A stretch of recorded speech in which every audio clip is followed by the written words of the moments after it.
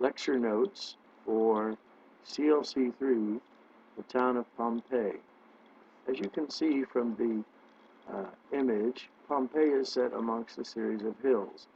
Now, of course, there's two errors on the reproduction. One, it doesn't show the seashore, and two, as we can probably see, the amphitheater is outside of the city walls.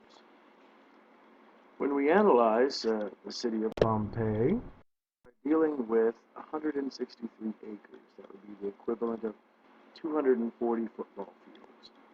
However, those 240 football fields would be arranged in such a direction that it would be about 1 mile by a little under half a mile, or from the distance from the school to the Cleveland Clinic, and from the distance to the school to Wade Oval on the, not even Wade Oval, but to the lake where the ducks swim. So not very large. City walls are designed to keep out intruders, originally the Romans, and then the ravaging bands of thieves and murderers that would be common in the Italian countryside, even in the height of peace. Water is provided through aqueducts from the local hills, traveling a distance of about 7 miles. Some of the aqueducts would be below ground, some would be above ground, just to make sure that you had enough slope to increase the water pressure. Water would go into the public fountains, where people would draw their water for home use. The rich, however, had water that was delivered to their homes through lead pipes. Of course, to avoid the dangers of lead poisoning, calcium carbonate, which is limestone, was found in the water naturally, and it formed a protective barrier between the water that people drank, came through the pipes, and the lead poisonous pipes themselves. In looking at the design of the city, we see two main streets, and the streets were, of course, made of a volcanic stone, raised sidewalks and stepping stones to cross over major intersections. This, of course, is necessary because the mode of conveyance or moving goods would be ox carts, and oxes do the things that all animals do in parades. There's a lot of mess in those streets. The design of Pompeii, as we can see from this reconstruction, one must be able to identify the Forum baths. Here's the Forum, the downtown, and they had a bathhouse there. Additionally, the house of Caecilius would be right about here.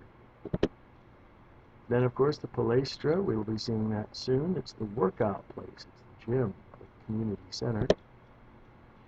Theater district would be found right here, near the Forum. Stabian baths, right about there. Actually, the Stabian baths would be up here.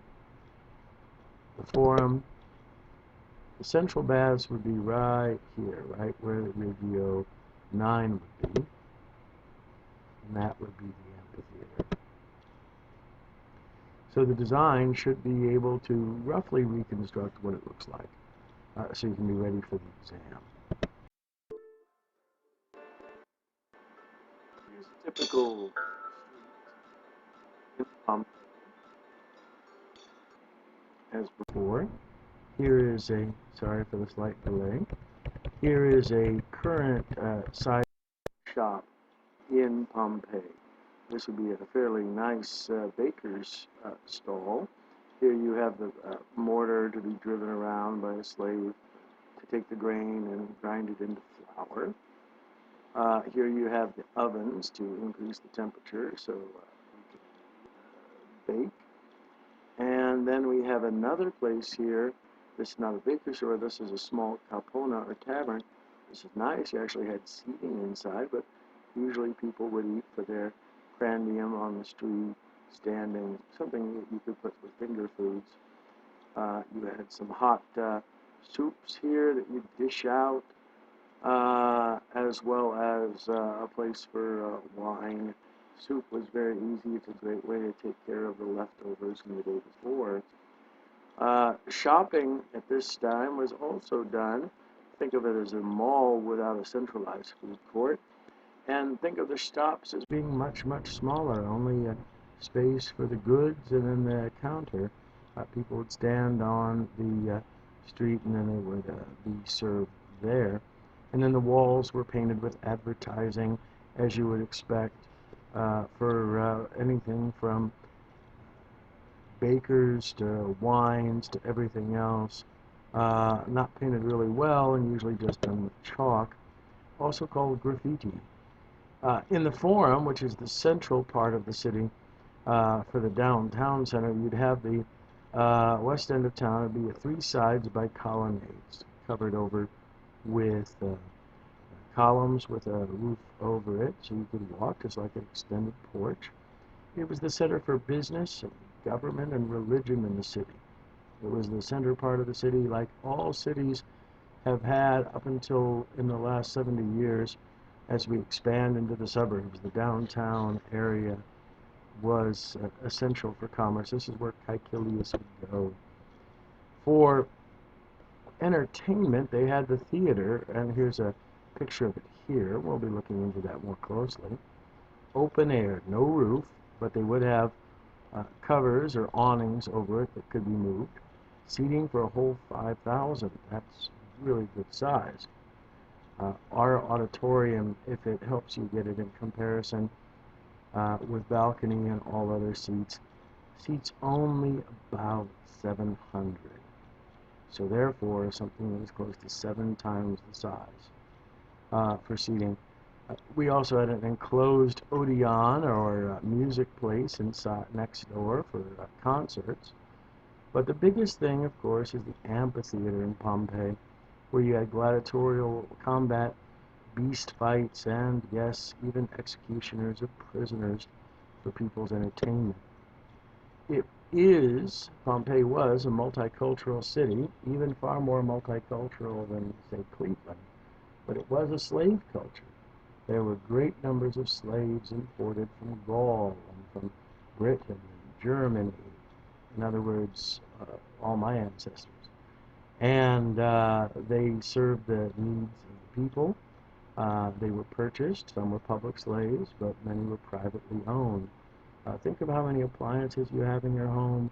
That tells you an idea of just how common slave culture would be. It was a city of trade because it was on the seashore, and therefore there was a lot of money there as well for people vacationing nearby. It benefited from this thing called the Pax Romana, Peace of Rome.